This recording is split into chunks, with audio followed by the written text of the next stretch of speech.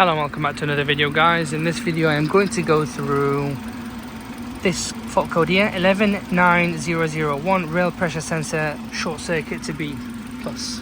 So again, 320i petrol 2 litre 2018. If it's coming up with that, you are getting drivetrain issues, lack of power, I guess in that sense. What we would recommend, as always, check the wiring.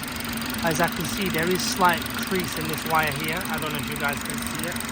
There's a slight crease there. Check the wiring. Make sure there's correct voltage going to it.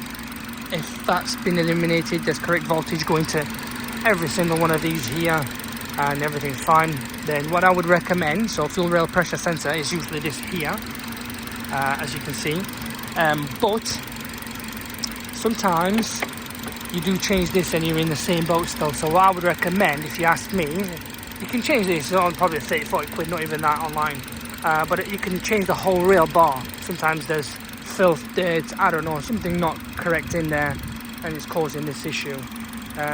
But you can get this rail bar online.